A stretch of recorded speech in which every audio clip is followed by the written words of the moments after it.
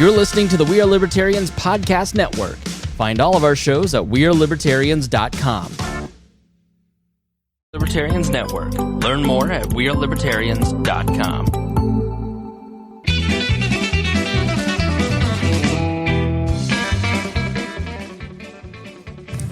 Welcome to the Boss Hog Liberty Podcast. This is episode number 452, East Central's favorite podcast. Jeremiah Morrill here, joined by executive video producer, audio engineer, Mr. Zach Bertram, a man who's been away for 16 days, and it shows. Yeah, I'm rusty. Welcome back to your show. Yeah, evening. The other co-host chair is dutifully filled by Mr. Bones, Adam Harcourt. What an honor it is to be here. It is I'm so happy you're here. You've got your freshly pressed Boss Hog t-shirt on. I found it in the closet this morning. I was like, I should probably wear that. You weren't rushed. You were actually wearing that when you walked in the door today. You didn't change in front of us as you usually do. No, I changed out in the parking lot. It's nice of you.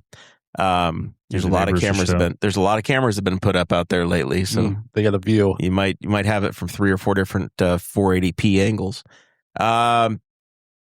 Today's show, we're going to talk about some local news and some statewide news.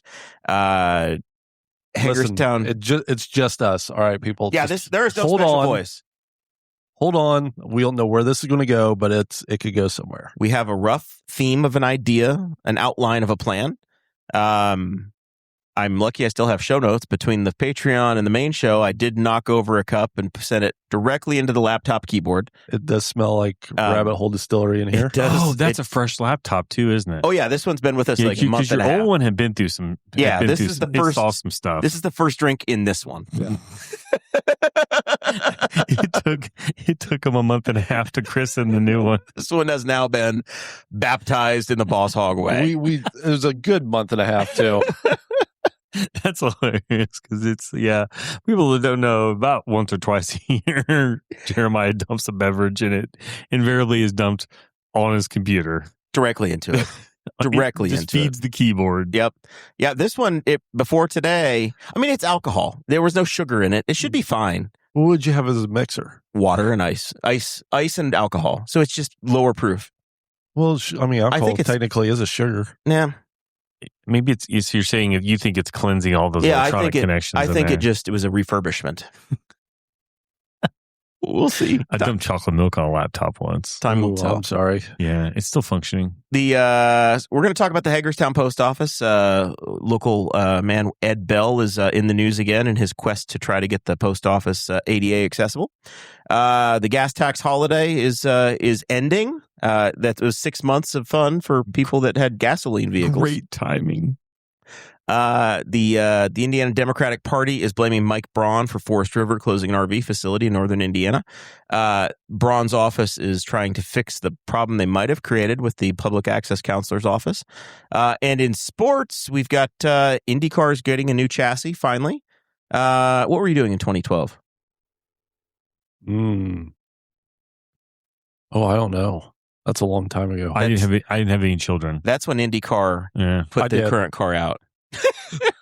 Yeah, I had no children. But you didn't know about it. I didn't know about it. That news came later. And I also had no children in 2012. Still don't have any children now. Depends upon if you're pro-life or not. And the Colts are in training camp. That's what we're going to talk about. The show's about our lives in rural Indiana. We're here to push your boundaries and make you think as individuals. Sometimes we'll provoke you. Other times we'll make you laugh. But hopefully you'll always learn something new. Since we have no guests in the studio today, these two gentlemen are unmuzzled. They're not trying to impress anybody. Trying to behave. So good luck to the rest of the world, which is me. I hope for the best, everybody. We just did 25 minutes over on the Patreon side. That's where we super serve the audience. Those are the folks that help us get on the air each and every week. The people find value in what we do. The local news, we answer the bell each and every week. We talk to influencers, we talk to newsmakers, and we provide a platform for the community to get together and talk about the fun stuff that's happening, the businesses that are opening. This week, it was a lot of catching up. Mr. Bones was a hero to many on the north side of Indianapolis. Not all heroes wear capes. And Zach was a hero to everybody but his mother. Yeah. Not all heroes wear capes. I disappoint her on the regular. If you want to Join the know more party. about that, bosshogofliberty.com. Click on the Patreon button or go to patreon.com/bosshogofliberty. You can get it there too. Name your own price. You pick the number. 95 years old, the Priceline guy is. William Shatner. 95. 95. Yes. All right. That turned into a Marv Albert. just bites you there. Also a little older than 95. I don't know. No, Marv's not 95. We'll check. We'll have somebody check on that. Zach, check on Marv Albert. I'm looking. Get me a pulse I was already typing it. and a birth date. 1941. Oh, okay. Oh, yeah. He's like 87. No, you know who I was thinking of? Larry Cosell. He's dead, isn't he? Yeah. Howard Cosell. is Howard dead. Cosell. Howard Cosell. Yeah, he's been dead for quite some time. Well, we're 5 minutes in. We're off. We're just trying to sell the Patreon over here. Got to say thanks to some folks, Mr. Bones. Jonathan Phillips over there at Ed Martin Honda in Indianapolis. Anybody need a car? Go see John. I was talking to him today. We're generally a General Motors family. Howard Cosell's been dead for 30 years. Yeah. Still older than 95. Yeah, he was 1918 when he was born. I was talking to John over the weekend. I'm like, hey, man, we're generally a General Motors family. And he sells Hondas nowadays. And he's like, oh, we can get you a GM vehicle too. Ed Martin's got GM. So you don't just have to go get a Honda. No. You can get yourself a Passport or whatever. I was looking at the minivans. Don't tell Sarah. But I was I'll be honest. I was looking at the Odysseys on the They website. are the Cadillac. I haven't confirmed this in recent years, but I think it's still the same case. It was the SUV. I had a friend that bought a Honda Civic in like the mid 2000s, and he talked to the guy, and he's like, "What's your favorite thing here?" He's like, "Dude, the Odyssey is sweet." He's like, "We don't make anything as cool as the Honda Odyssey." I think it had like a central vacuum cleaner in it and stuff like that back then. And you still see them rolling around. Yeah. 500,000 miles. A brand new one is like $44,000, which is like $22,000 and 15 years ago. And somebody's going to correct me and say I'm an idiot, but I think that's the engine that's in that's the block that they use for the Acura sports car program is the minivan engine. Because it's like a 3.5 liter V6, I think. Which is also the future IndyCar engine. Yeah. 2.6. It's small. It's bigger. It's bigger than IndyCar engine by almost a liter. So that's our guy. He can hook you up with a Honda, an Acura, or if you really want one, a GM product. A lot of stuff to choose from over at Ed Martin with John Phillips. Call him and tell him what you need, and he'll tell you what he can do for you. He'll find you. He'll hook you up. Who else, Mr. Bones?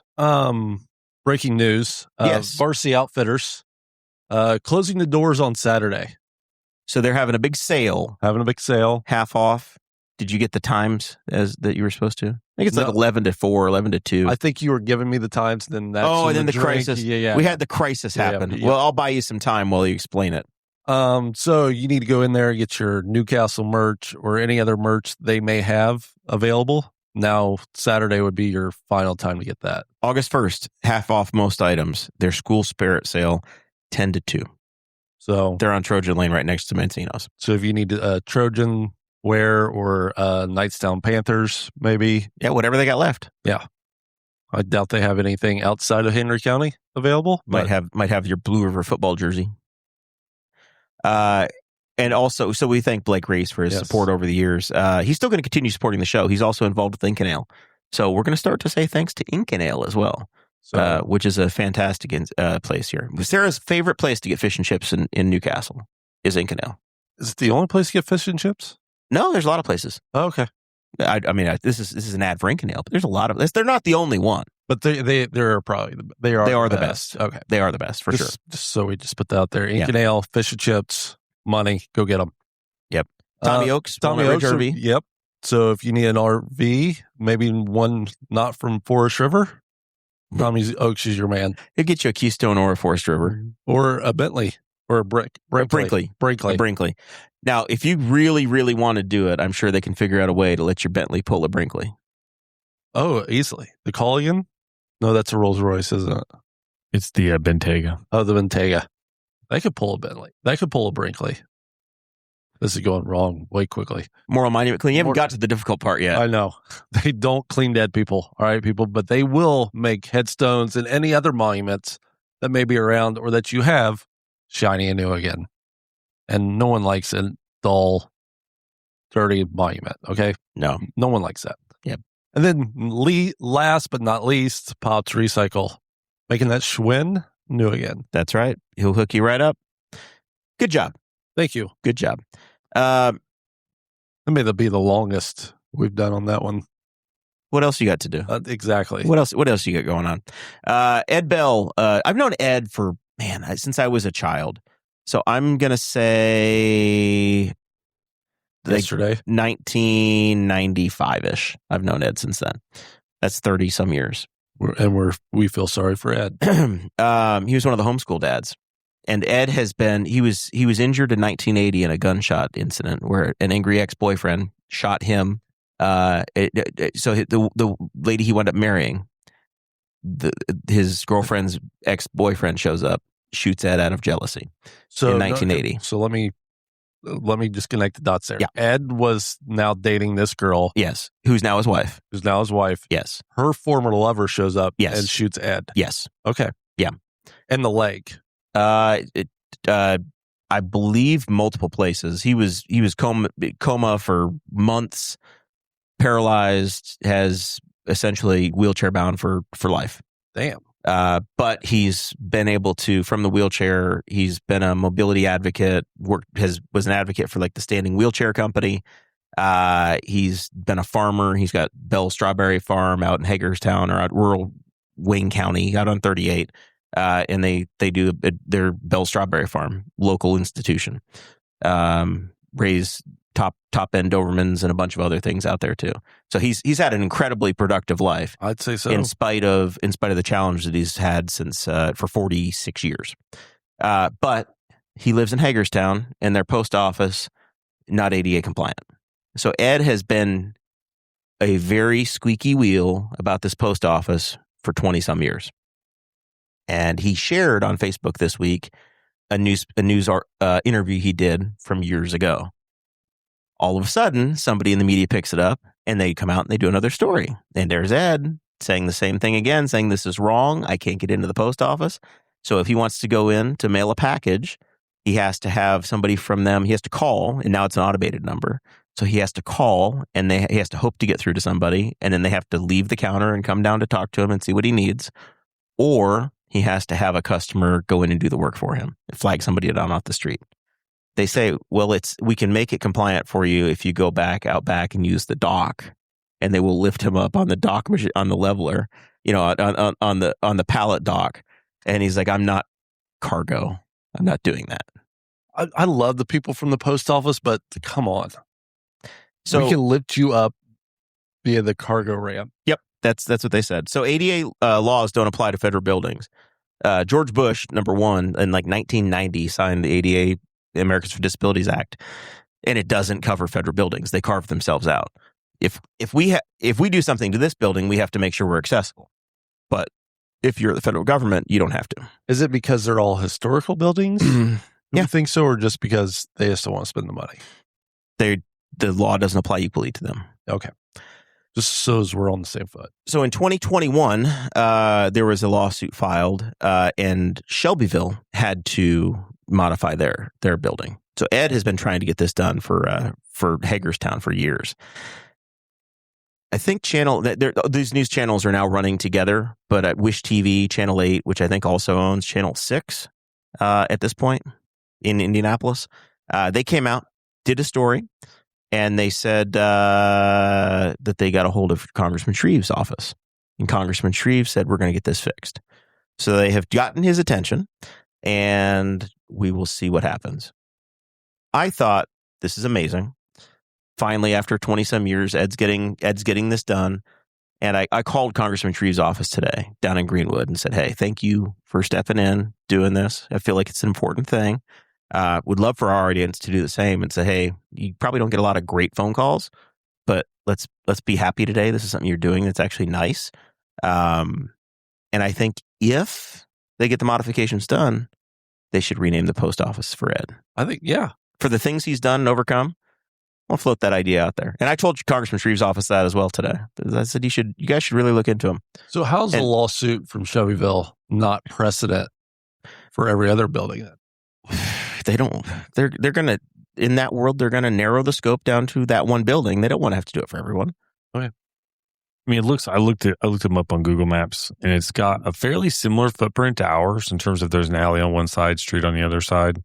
It's got a huge wide staircase along the front of the building. They could just take some of that and turn it into a ramp. They've got the room to like put it there. So yeah, it's a thing where they could get it done. It's a tight fit. They don't have a huge chunk of like a big side area or whatever, but they can make it work. It's plausible. Yeah, it can be done. Zach, you were over there efforting. We had an audio issue happening? Yes, the Rodecaster and the website are not communicating, so it's recording. I just restarted the website. I'm trying to see if I can get these. We'll see if they come back. But we're getting the audio. That's the important thing. Rushville Post Office is ADA. What? It is? Yes. I know Newcastle's is. And Newcastle looks very similar. Newcastle has a ramp. Newcastle has a ramp. And if you I kind of compared the two, and I think we're back. Like I said, it's a fairly similar setup, but ours is actually higher up in like our stairs are actually like the stairs to get in our post office should it's never like 15, 20 feet. They up should in the never have met code. Like they're not acceptable because they're kind of, and so like I don't take the ramp, but like you go up the stairs and you're like, man, I'm a little winded at the top of these. So yeah, if we could figure out with a fairly similar setup how to get a ramp to work, then Hagerstown can figure out how to get a ramp to work because theirs is like a 1.5 or 2 feet off of street level, as opposed to ours is like multiple feet. Like ours, I might be above my head, or I'm at eye level with the stairs and at the top of the stairs, and I'm 6'3". Rushville's post office is pretty tall up there too. Yeah. They look like they're all similar era. As a matter, I don't know what Rushville's looks like, but Newcastle's and Hagerstown look like they're similar, probably built around similar time frames. Yeah, it reminds me of the one I had as a kid in Messina, New York, in the 13662 zip code back in the day. Big brown truck guys don't know use zip codes, but oh yeah, we do. So we'll see. Stay tuned on that. But that was a nice feel good story, and I was excited to see that today. So the Indiana Capitol Chronicle. Let me try to pull this up over here. When we lost the laptop earlier, I closed all my show notes, so I don't have things pulled up the way I normally do. Indiana Capitol Chronicle has this article about the gas tax holiday that's going to be expiring. This is exciting. So, back in, I want to say March, the Iran conflict started. March or February? Yeah, beginning of March into February. Yep. And that, of course, played games with the price of oil. And there was some pressure on the governor to say, hey, what are you going to do about the price of gas? And he was like, nothing. And then eventually he gave in, and they had asked him at a public event or two. This is right when he was still dealing with the property tax fallout, because the General Assembly had just wrapped up the short session. And he finally was like, oh gosh, if it stays like this, the president's going to solve this problem. But if it stays like this for any length of time, we'll look at suspending the gas tax. So he said that out loud, so he had to do it. Yeah, I was going to say, I wish we were on record. We had a statement from him saying, oh, Trump will get this taken care of quickly. We just have to, because he's extended it once, did he not? So they're 30 days at a time, and he was able to extend it ultimately 6 times. So he cannot extend it any further without the General Assembly coming in and saying it's okay. They're not set to meet again until January. So he would have to, at this point, call a special session, which we only do when we're playing with maps or trying to restrict abortion. Those are the rules that we play by. If they just came in and just swiftly took the tax out, but there's all the other stuff they haven't been able to get done. So that's what's happening, or what the situation. So, man, I am just angering this computer over here today. It's like, hey, do you want to install Adobe Reader? Not really. Well, it's drunk and belligerent. It's all hopped up on Mountain Dew, or Rabbit Hole Rye. No, I don't want to use Microsoft Edge. I'm not in the mood. Your computer's drunk. Literally. It's got a drinking problem. It wants another shot. It's like, it's got its first taste. It's got a taste for alcohol now. Taste for mammal blood. It's lightweight. So the editor, Nikki Kelly, she wrote an opinion piece. And I wanted to bring a few pieces in here. In April, when Braun suspended this tax, gas was $4.14 a gallon. He suspended the 7% sales tax that Hoosiers pay, and the 36. He since added the 36-cent gas tax that we pay as well, as we pay multiples. And it's 30-day increments. He's allowed to do 60-day increments. Right now, we're getting 61 cents per gallon in savings. He's been promoting how Indiana has the lowest gas taxes or gas prices in the nation because of this, because we haven't been putting these taxes in. No, we don't. This has been his statement. That's not true at all. No. Me and Zach have. I've traveled. I have traveled. It's not true at all. Yeah, that's it. It didn't. I mean, I remember looking right after he suspended it, and we still were barely competitive with states around us with this, because I'll be honest, I think that in some cases the stations immediately compensated by adjusting their own prices to be within scope of neighboring areas. So, according to the Indiana Capital Chronicle 2025, if you're a patron, you do get the show notes dropped into a Facebook group every week, so you got links you can click on, so you can follow along with these things if you're into it. So we've got the link to the Capital Chronicle article over there from Nikki Kelly. It says in 2025 there was $1 billion in taxes generated from this tax that the governor has now suspended for 6 months. On top of that, the sales tax is another $570 million. So it's essentially $1.57 billion that the state of Indiana doesn't have for roads, bridges, infrastructure to fix those I-70 potholes and things that you've got going on. He has said that they're going to make up for it, and NDOT's not going to be missing any of this money because they've over-collected, or they've gotten all this extra revenue from the state side, so they're just going to move it from one pocket to the other. We kind of talked about that in last week's show. How are you guys feeling about this? It's about ready to hurt again, I think. And to add to it, so like at the beginning of the month, I think the morning of, and it might have jumped a little bit, the morning we left for Mid-Ohio, which is the 2nd of July, I remember, and I know diesel wasn't impacted by this, but I saw diesel for $3.77 a gallon, I think. Well, we had settled this war for a minute. Yeah. We were good. And gas was like, I think at one point for a minute we were flirting with $2.99 gas in the last month. It dropped back down to right around, not everywhere. You could kind of get a station or two to get you within right around the $3 range. So then the war that we've won so many times. Just so many times. This is like a 7th Iran war. Yes. They started in conflict. Conflict. We've even taken casualties off the board because it didn't happen during the conflict. It's now jumped in the last 24 hours to $3.70 a gallon-ish. I saw $3.44. I just looking on Gas Buddy.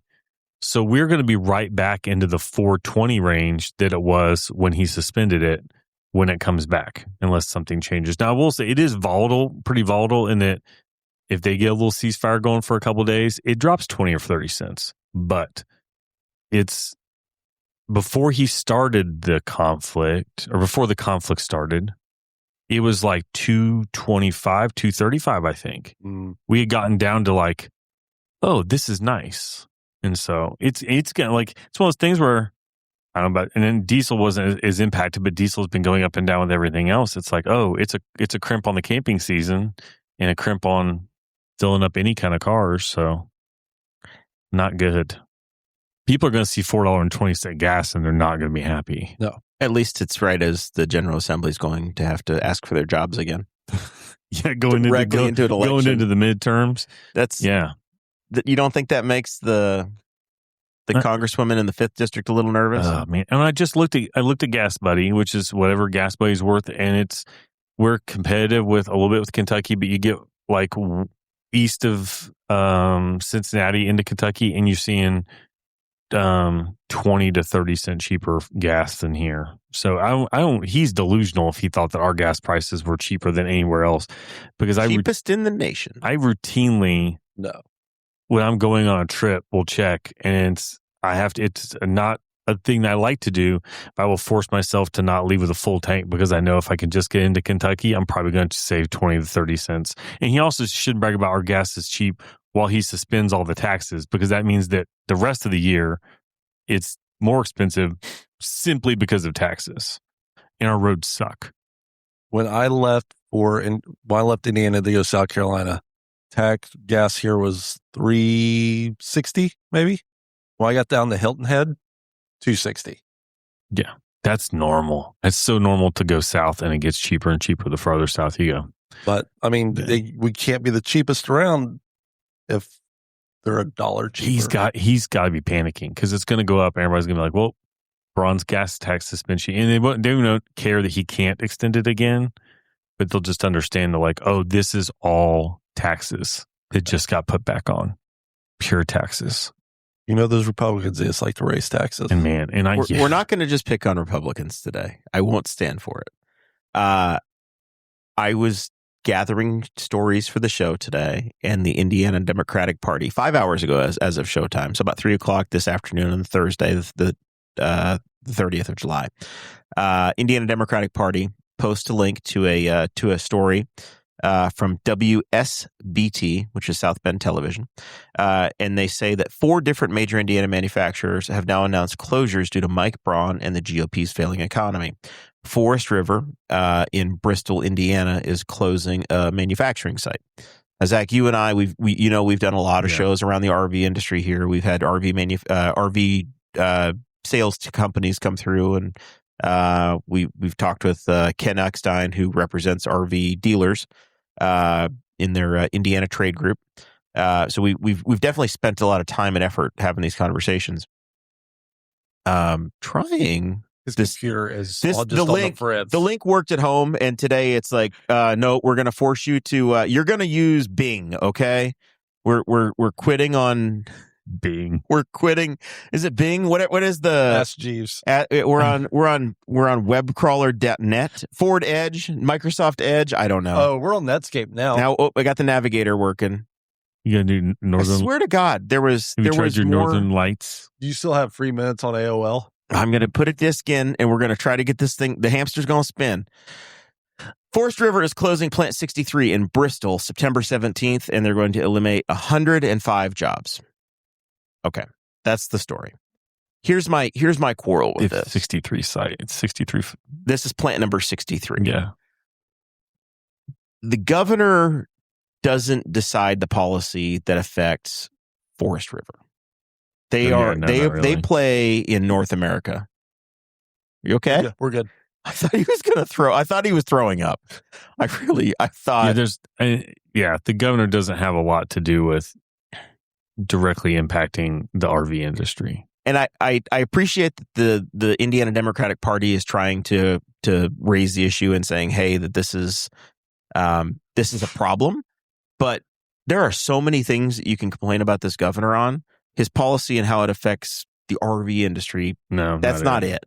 You can go to the national level. The gas price thing could be impacted. That's impacting the RV industry 100%. But Forest River, I mean, the governor's doing. They ramped up production, so they added a bunch of people in the post-COVID hype when a $35,000 camper would sell for $45,000.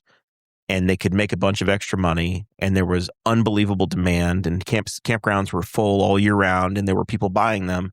But then once people have a camper, they keep it. You and I kind of had this conversation offline this week, Zach.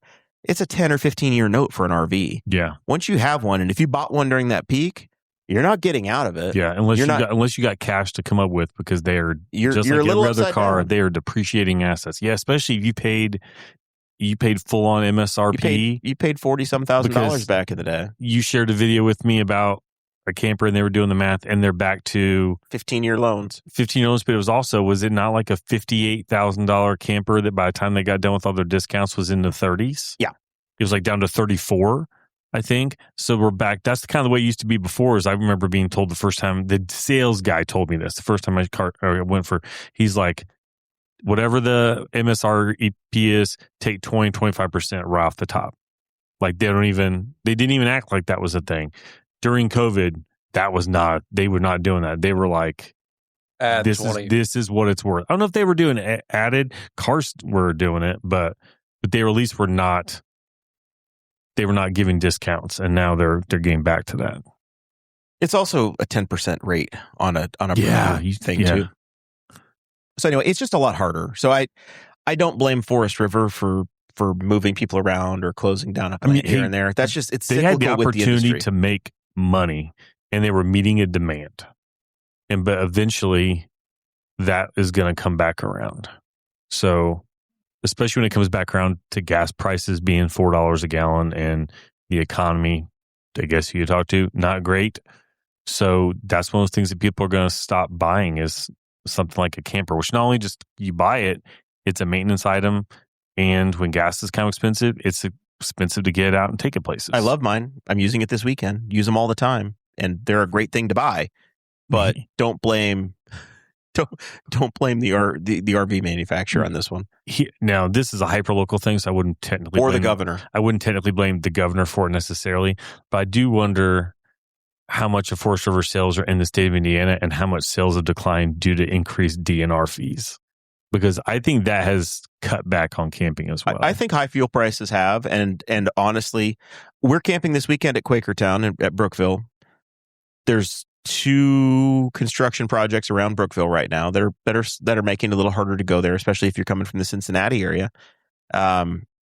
15 of the 97 sites are booked as of when I booked last week. I was looking, I look for just fun and giggles once in a while at Summit Lake, and I think it did fill out, but like a week out, Summit Lake had 14 or 15 available sites. I maintain this about Indiana camping at this point. Like the top 6 or 7 or 8 campgrounds are full every weekend. Turkey Run, Dune State Park, Prophetstown, Summit Lake. Those places that are like the marquee, really, really desirable places, they're going to fill up pretty much no matter what the price is. They're going to fill up. But the mid-tier places, Brown County is 20% full. That's a huge campground too, yeah. Patoka, empty. Brookville Lake, lots and lots of sites. Those places are only filling up on the holiday weekends now, is what it is. And some of that might be with Patoka and any of the Brookville Lake ones. A lot of those people take boats. It's expensive you to run think fuel. Gas is expensive for a camper. Gas for a boat is stiff too. So I was surprised some of Lake had that. I mean, they did fill out. Maybe some people are waiting on weather forecast, but the week out, it was still 15-20%. But like you said, everybody got into it during COVID because you couldn't do anything. Now that COVID 6 years ago, they don't do it anymore because they can do those people things. moved on to other things. A lot of those people, the same thing happened where I go on vacation, it's 99% houses, couple of duplexes, but there's no big high-rise hotels. COVID went crazy because you could rent your own house. You go grocery shopping, you do all your cooking, do carry out or whatever, but you could live in your own house, go to the beach. Beach is a safe place to be. So, it had healing crystals in it. Yeah. Remember? Well, the prices went kind of crazy, and now they're really trying to drag their feet, pulling them back. And now the realtors started to play games with people. They wanted to renew, like they're charging a premium to renew your house instead of just like, hey, this person's a sure thing. And I think they're starting to learn lessons because some of those policies are being rolled back because they realized, oh, we're not in that era anymore. Now you have to you're not an order taker. You got to be a salesperson. Like back in the day, the house was like $100 to renew. You owed the rest of the money later on. And you had to do it by Tuesday afternoon or Wednesday, whatever the realtor's policy was, because if you didn't, somebody would nab your house. And now, last year they wanted a 50% deposit 18 months out. So before I even went on a trip, they wanted a deposit for the next year. And this year it was 25% deposit while we were still there. Although I think I still was available before I got there. And when I looked, my house, I was the only person who had renewed my house for next year. July, it was completely wide open, and it got more expensive for next year. So I'm looking at a different house. But I think a lot of these businesses and RVs would be in the same regard. They really hit it during COVID, but now people are kind of going back to their old to their old ways of doing things. And if you haven't adapted to the fact that the economy is not in great shape and gas and stuff's expensive, you're going to suffer. If you go back to COVID prices, Depends on what you were talking about. like I think some of those people, inflation, like COVID ruined some things. ruined a lot of things. Because people that came in, and man, I'm not hating on people that make a lot of money, but people came in and they're like, they come to where I go on vacation, which there's nothing, like, what do you do there? You sit on the beach. That's what we do. Yeah. And they're like, where's like the nearest like wave pool or water slide, or where's the big nearest public pool or whatever? I'm like, there's an ocean. It's at Myrtle Beach. Go to Myrtle Beach or whatever. And they were kind of, and I think campgrounds were kind of, people were like, we want all these facilities, whatever. And it's like, state parks stayed the way that they were. I just want to, I would really like a 30 amp power outlet if I can get it. I want a 30 That's all I need. 30 amp outlet and a relatively level site. Yep. That's all I require. Kind of state park life. But and all those people are back to going to wherever they went, Florida to resorts or whatever. But, and good. I hope that they're back to their vacation they enjoyed. But I don't even need a site that's that level. I can, it's a part of the fun, Zach. I would like one like I couldn't level the front end with a picnic table. Certain people in your family needs a level site. But or you just make do. If you do want to blame Governor Braun for something, there's a list. Okay, I'm going to redirect the Indiana Democrats to talk about the public access counselor's office. There's a guy that had done the job for about 12 years, a guy named Luke Britt, and we referenced a lot of his stuff on the show over the years. He was kind of the place that was he's an attorney, or the public access counselor's office is an attorney that works for the state, but they're there to interpret the law and make sure that the public meetings and the ways that the government is acting is actually in accordance with the law, and they would issue opinions. So as a citizen, you could say, hey, I have a complaint. I've got a problem. I think that the commissioners had an illegal meeting. They didn't properly advertise it, and you would send a formal complaint, and that office would say, yep, they screwed up. They need to make it right. Whatever they did was wrong. They're financially liable, whatever. Actions they took were incorrect, etc. And we've seen that happen a number of times with stories we've covered here in Henry County, including back in the day where the county hired an attorney that they shouldn't have, and had to walk it back because they weren't officially in a meeting when they did it, and then they admitted to it on a COVID Zoom session because they did it in the first meeting where some of them weren't even sworn in yet. So correct. Yeah. So there was an expectation that when you filed a complaint with the public access counselor's office that you would get a response within 30 days. When Governor Braun took over, the existing staff left. Governor Braun said, hey, we're not going to staff it nearly at the level it was before. They used to have like 5 people in there. Now they were down to 1. So the new person took over last year. It is on average taking 200 days to turn around a request instead of building less than 30. Yeah. So a bunch of media got together and said, hey, Governor Braun, we're going to sue you. This is not okay. This is not how government is supposed to work. Were they not? It was a warning shot, though. Like they were trying to be like, hey, we're going to sue you if you don't fix this. Yes. But they said, we're trying to give you a heads up to maybe do something about this before we sue because, this is not good. It's not okay. No. Braun responded swiftly on Wednesday. This is the official statement for Governor Braun's office. Governor Braun has long been an advocate for transparency. Mind you, he cut the staff down from 5 people to 1 people. So who could have seen this coming? That's why this week he has directed 1 full-time legal staff member and 1 full-time administrative staff member be removed from the governor's office and work for the PAC staff until the backlog is resolved. Spokesman Griffin Reed said, additionally, to ensure the greatest transparency, the public access counselor will post metrics weekly on the website. So now they're giving them more work to do. Yeah. They will post metrics weekly on the office website to indicate the number of outstanding requests. We know you're buried, but you now need to create a spreadsheet every week to tell us how buried you are. And be sure you post that. We need you to tell everybody how far behind you are. Feel bad for that poor person. And it was like, I saw it in that, I read the article and it was like that office has a budget of like $320,000 and that one person who doesn't even deal with any of the public facing stuff is a third of it, of the third of the salary. Yeah, so Counselor Ruby is one of 3 employees for the office, which lawmakers give $339,000 annually in the last budget. The governor's deputy general counsel, Trent Bennett himself, owns $317,000, a third of the $317,000, but doesn't do public access work.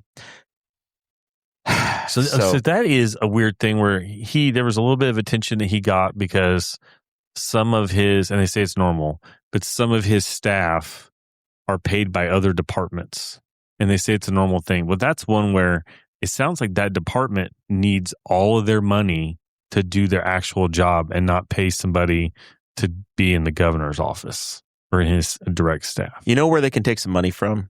They could sell some SUVs. They could take some money from the lieutenant governor's office because he doesn't need to do any of the things that they have him doing.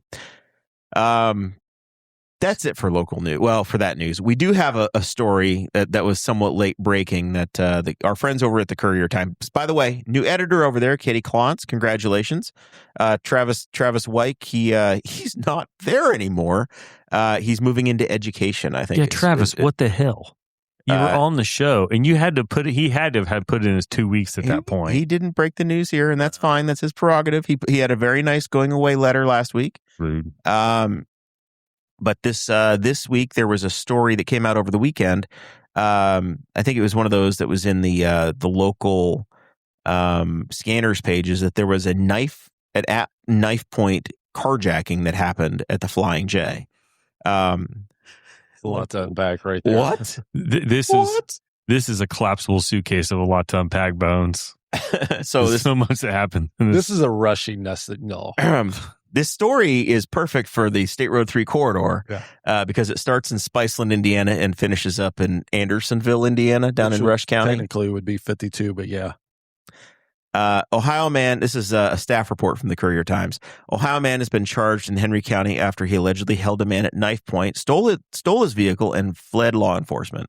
Marcio Cruz, 21, of Coshtigan, Ohio, arrested on July 27th, armed robbery, which is a level 3 felony, auto theft, level 6 felony, and resisting law enforcement, a level 6 felony. How is auto theft a level 6 and armed robbery a level 3?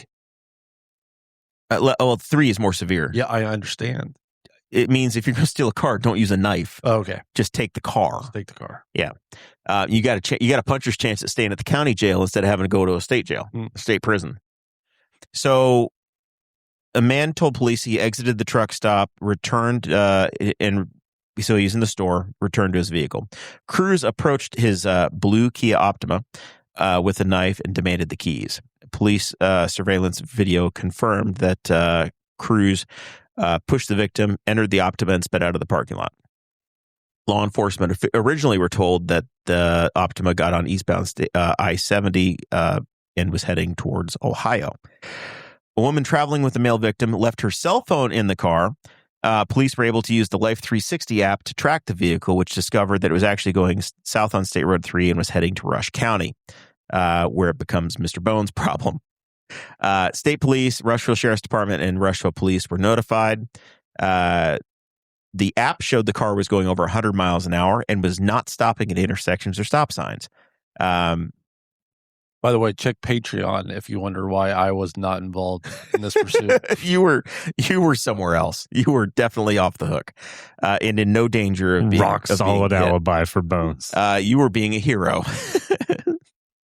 Now, remember in the story, the guy had just gone in. I assume he was putting $20 on pump 3. So he just came back out to his car, and the dude took it. I don't think he did though.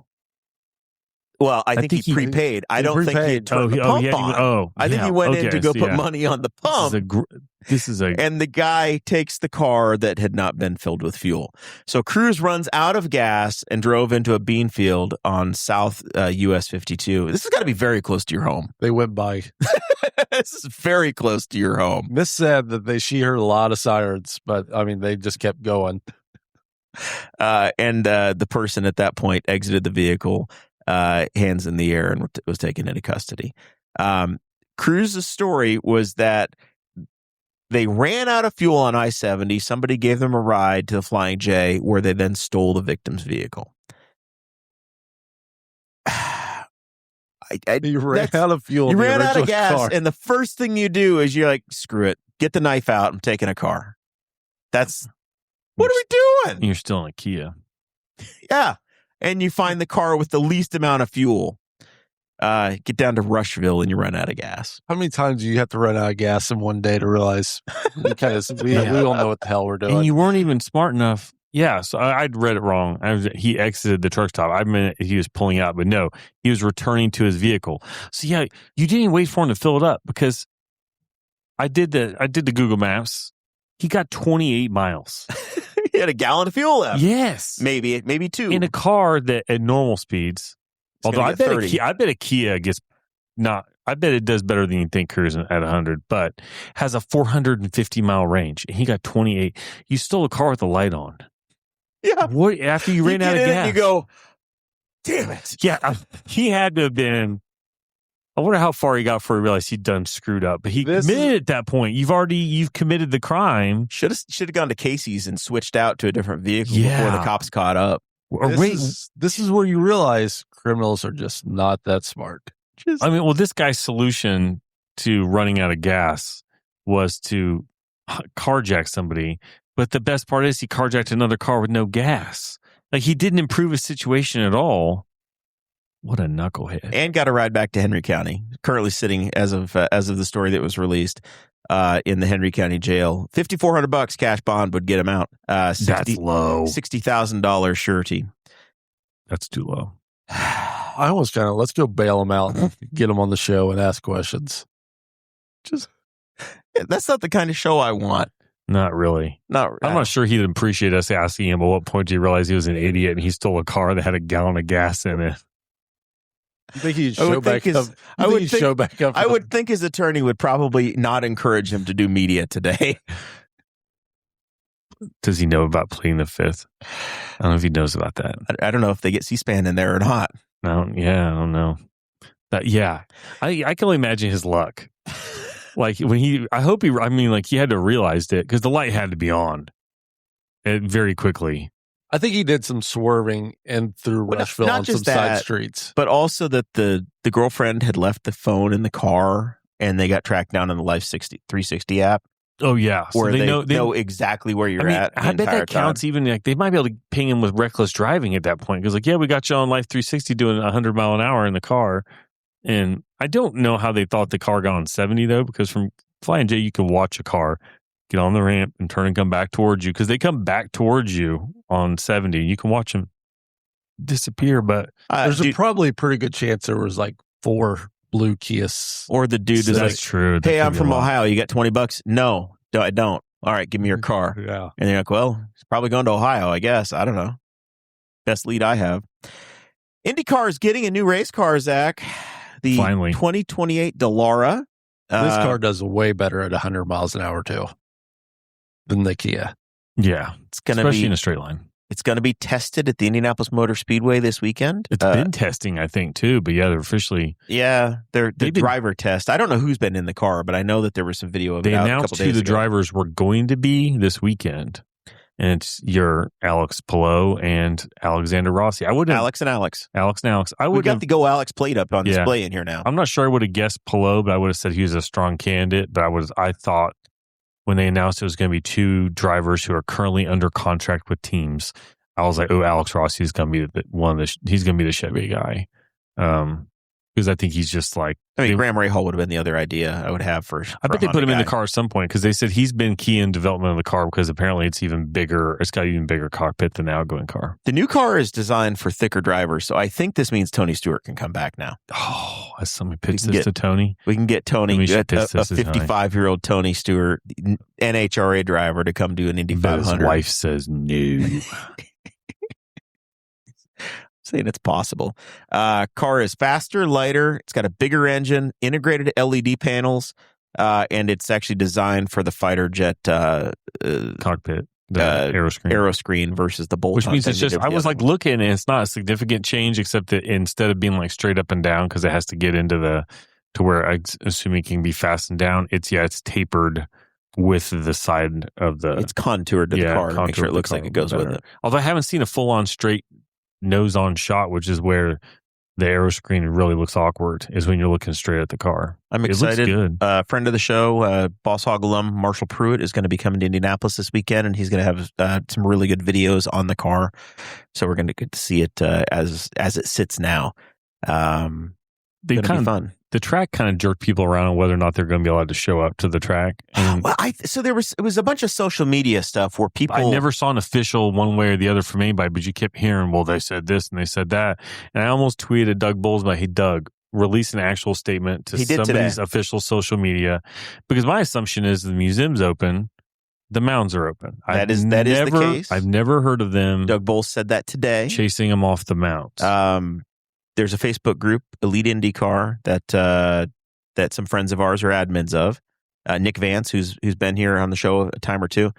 Nick's an admin of that. His counterpart reached out to Doug this week, and Doug texted him back and was like, "Yeah, it's always open, like every other time. Yeah, I was gonna say, the mounds are open." Somebody said it was going to be closed, and I was like, and then I saw, and I just forgot Scott Gallagher. Scott Gallagher's like, "Yeah, mounds are going to be open." I'm like, I don't need anybody else to tell me what's happening. Scott knows what's up. He knows. Scott works for a team during the month of May, and Scott drives the tour bus on the track the rest of the year, and he is a huge advocate. And he used to drive the big brown truck before that. He was a hero. Yeah. Could be a retirement job for you. Driving the tour bus at the Speedway. Yeah. I might have to pop over there.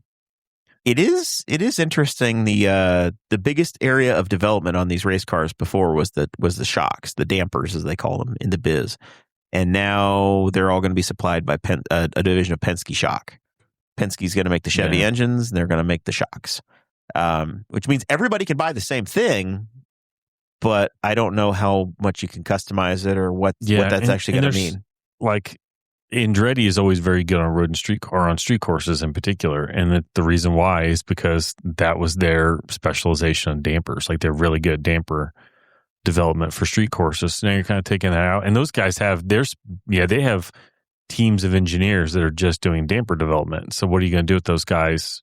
I'm assuming a lot of them will just move to a different part of the car, but that's an area that they've developed a lot of intellectual property and knowledge. But I don't know if it's going to be, okay, everybody runs the same thing, or if it's, hey, choose from this menu of options, and you could still run all these different customization rates or whatever. So it'll be interesting to see what they do. They describe something where there's like a central front and rear shock that are tied to the actual shocks or something like that, and so there'll be adjustability for the driver. I'm assuming this is all the nerdy stuff that Marshall's going to just feast on. And so they'll be allowed to do some more adjustments. So yeah, I think the car looks pretty good. Some people are like, oh, it's not that different or whatever, but it didn't need to look that different. The wings look pretty cool. IndyCar has a front wing, a rear wing, 4 open wheels, and an open cockpit. Yeah. It has all of those things. That's an IndyCar. And it's kind of like a Formula car. Like a little bit of a F1 rear wing. The oval wing looks interesting. I'm kind of see how that goes. And let's see how it races. It's supposed to be more power, and it's kind of crazy when they're like, oh yeah, it's lighter, 100 pounds. That doesn't seem like a lot, but as a percentage of a car 1,800 pound race car, porky. It's a 10% savings. It's a car that got porky over the last couple of years. They need to bring back the pork chop number 78 from back in the end of the last year, for people that remember way back. It looks pretty good though, and I'm excited to see what it does. I was listening to my normal podcast, and they were talking about like next year is going to kind of suck, because the biggest topic of next year is going to be talking about the following year, because it's kind of a lame duck year, and it's a bummer. Here's an idea, and I won't go back on it, Doug, if you'll never listen to this podcast. They're coming out with a thing where starting next year, you're not allowed to run any extra cars that don't have charters. You should start that in 28. Next year, you should let people run extra cars, because these cars are about to become show car museum pieces. Let them run them. Like, if a team wants to pull out 4 cars for a race, and they'll allow it for the Indy 500, and there's pit stall if you're space, ever going to see 37 cars at the Indy 500 again, it's next year. 2028, you're going to barely see 33. Yeah, because they're all going to be. It's going to be like 2012, where you could barely find 33 cars. Hopefully they have. Hopefully they don't have that kind of issue, because I think they point out that they're like 6-ish months maybe ahead of the DW12s in terms of having a car on track. So Other thing I'm kind of excited about is the you can actually see the engine a little bit. yeah, there's in like this. there's a hole in the engine cover. I don't know if it's a window, like it's plexiglass, or if it's actually where you can see it, yeah. and it's going to be sitting in the air. But that's reminiscent of some of the Indy cars back in the 70s before all the body work was on everything. And you go through and look at the museum cars, and it's like you see the motor. Yeah, right? the turbos were hanging out the back and stuff. It looks like it's like a clear spine. Like the spine of the engine cover is clear. But I didn't get a good look at that. But like I might.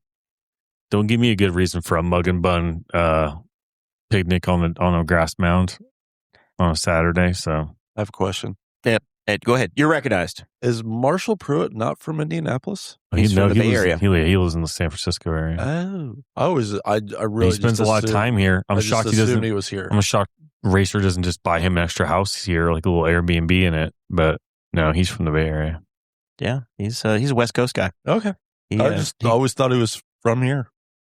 Yeah. IndyCar is more than just a regional sport, man.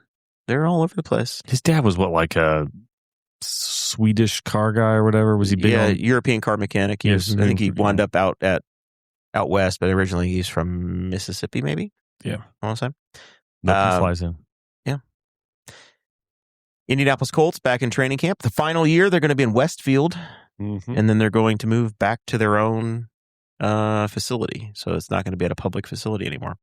I remember when they were in Terre Haute back in the day, and then they came to Anderson. And now apparently this is their 10th year out in Westfield, and now they're moving back to 56th Street. I don't know why they're moving from Westfield. Cost. I heard it was expensive to rent, as if a bajillion-dollar organization has to be cost conscious. It's as if but they're saying it costs them a lot of money. Revenue sharing. New owners, man. Okay, but at the same time, there's not a workable deal with where you just keep don't charge us, but you can keep the ticket revenue or whatever concessions.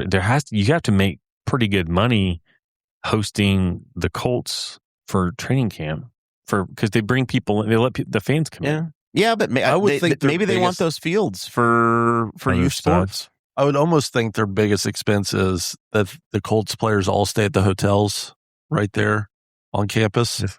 Maybe that's the big expense. I mean, charge them for that, but I liked him at Anderson University. Oh, they should stick him in a dorm. 100%. They should go to a college. If Peyton Manning could go stay in a college dorm, you can too. Come on. That was a good time because Reggie Wayne would always show up, just a random thing. Yeah, just every year was something new. He showed up in the 2-seater one year. Just find a random thing to show up to training camp. Helicopter in, and then like Edrin James, I think would do the same thing. He kind of like to show up with a little flair. Chris Ballard is in charge of the team. He did a press conference. He said, "I don't want a new contract. I want to earn it." The move also affects Chris because Chris lives probably a mile and a half, maybe. Is he helicoptering to training camp from Westfield's practice facility? He lives about a mile and a half. Jonathan Taylor's also in his final year of his contract. So there's a lot of, if this team doesn't perform, it could look very, very different next year. I don't pay that much attention. In his last year, it needs to look different if they don't do well. Yeah.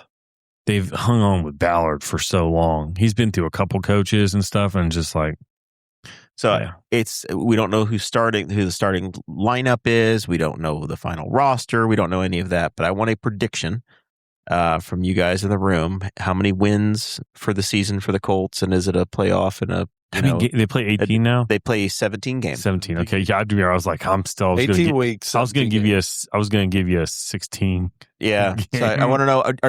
I want to know three things. I guess. Are we winning? How many games? Are you winning? Are you making the playoffs, and do you win the division? Those are the three things I'd like to hear from you. Wins, playoffs, division. We'll start with Bones. Give me 10 wins. All right. We lose the division. Okay. Are we a wild card? We are the wild card and make the playoffs. Okay. Zach, I say 7-10, no and no. 7, no. I think that they start And out no. well, and it You goes think like this last is- year. Something happens, and the wheels come And off. it's over. I don't think that they built a team. And Zach doesn't. Everything Zach knows about Colts football, he knows from listening to Query and Schultz. But I don't think that they've built an actual team that can play an actual full season of football successfully. I think Might be a lot of truth to that. Yeah, I think they've got a couple key people that have to do very well, and if they don't, then because our quarterback's coming from like an Achilles injury Yep. here, yeah, Yep. And DeForest Buckner had a massive injury last year, too. He's in his final year of his contract. I'm slightly pessimistic. I think this is a 12-win team. They win the division, and they make the playoffs, and then everybody gets signed up again, and then we suck after that. I think it's just the continuation of we had to perform, and God damn it, guys, we all got contracts. We're sticking around for 4 more years. It's the epitome of Indiana sports. Yeah, I was going to say Indiana sports is like, how good are we? We're a sliver above mediocrity at all times. We're just like right at mediocrity. We're at the top end of mediocrity. I either hope they finally hit on it, and this team is good and can do what they've been trying to build for a freaking decade to replace after Andrew Luck, or this is a 2-win team and we blow the shit up and we move on. I want either or. Once we get closer to the season, I think we should hold a American football ball knowers podcast on here.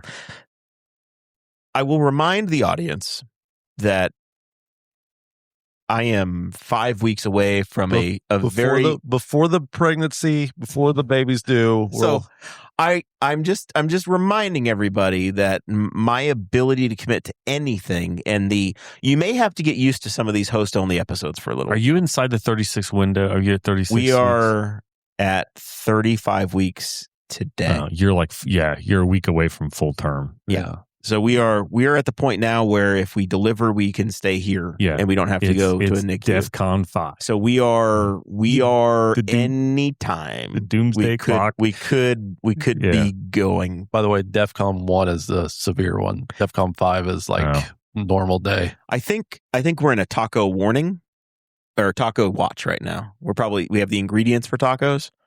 We shouldn't have a taco yet, but we have the tornado watch, tornado warning. Oh, okay. We have Bones was looking at me very confused. We are very close How'd to we a go taco from babies warning. to tacos? I think he was distracted by the taco reference. Yeah. A little bit on the nose. Yeah. So we're at a watch stage right now. We're not full blown. Well, you're just about weekly visits. Oh, dude. She's been going twice. Oh yeah, a week. she's where she's special. She's been going twice a week for weeks. She's had some notable stuff so there already. But yeah, at this point, normally, you're at weekly visits because they're like in there to kind of like they're checking. The car knows the way at this point. There might be a couple shows where it's just me and Zach. Yeah, you bet.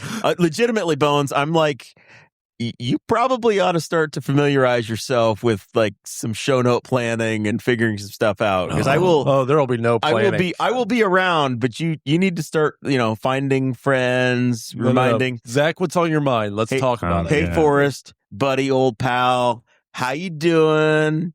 You busy Thursday? You start lining the shows up. And then we'll ease back into it because I still want to answer the bell and do a show every week, except for maybe 1 week. But I'd like to do a show every week. But there's a little bit of, Jeremiah might ghost on you. I swear to God, if baby comes on a Thursday, I probably have to go to the hospital. This is Mr. Bones and Zach, joined by Miss Cinnamon, former dancer. Where's the at the Stardust? Where's the HD6? I think we're going to record an episode from the waiting room. Let's go. That would be hilarious. Hey. You guys are welcome to hang out there all you want to. Where's the HD6 and where are the mic flags? They're all in the backpack, ready to go. Oh, they are set. We got the bag packed. Yeah, get some fresh batteries. Yeah, you've got your hospital bag packed. You're all set. The go bag. Final thoughts, Mr. Zach Burcham. I don't have a bunch. This weekend is the Broad Street Cruise Kids Night, so it is the bike raffle. So they're giving away like 25 or 30 bikes. There's a bunch of local businesses. They all have the names on them. It looks spectacular. Super impressive. Every year, some businesses donate some, I bet, real money and Pointer Brothers builds some custom bikes in color schemes and designs per those businesses' choices, and those are always super sweet. It's always a big crowd down there, and it's a great time to go down there. And Bash has been killing it with the burgers. Go down there, visit Primo, go visit the Liver Tap House, go visit all the businesses down there, Primo, Beehive, and Good Company, and all that stuff. So good weekend to be downtown. Hopefully the weather holds out. Other than that, I can't think of anything else yet. Just Saturday night, Newcastle's downtown might be. Oh, the band has a 5K Saturday morning. Look up the TMB. You could probably find a link to that one. It's $20 and it helps them raise money. And other than that, I can't think of anything else. Mr. Bones? Also Saturday night, if you don't want to do the Broad Street Cruising and have the bike raffle, Rushville's got a free amphitheater show, AC/DC cover band. And there will be, I think, 16 food trucks down there. Ooh. Yeah. So that should be if AC/DC is not your jam, I get it. But the food trucks alone will be worth the price of admission. And it's free. Just free. Yeah. Try High has their food pantry drive. It is in the Louisville Town Park. Saturday from 1 to 5. They're asking for folks to bring non-perishable food items and back-to-school supplies to help students start the new year. They're going to have a bounce house. They've got free hamburgers and hot dogs. There's all kinds of fun stuff going on. So good place to get together. Roller skating. They've got free roller skating going on down there. All kinds of fun activities. I know the fire department and some other booster organizations are a part of it. So check that out. We are scheduled to be here next Thursday. Also, watch this space. I talked to Tony, the liquor store baron down there in Rushville. Yes. There's a rumor that we may be getting a Blanton's Gold pick. Oh. Aren't Blanton's Gold usually not available in North America? Till COVID brought them back into North America. Okay. I thought you had to go to Japan or something to get COVID. England. England. Okay. Yeah. All right. I would find it on random islands of the Caribbean. It's where I would see. You'd still find them there. Blanton's Gold. But now they are back stateside. Very good. Thank you all for being a part of the show. We appreciate you. We will catch you next Thursday. It's almost August, everybody. See you then. Cheers.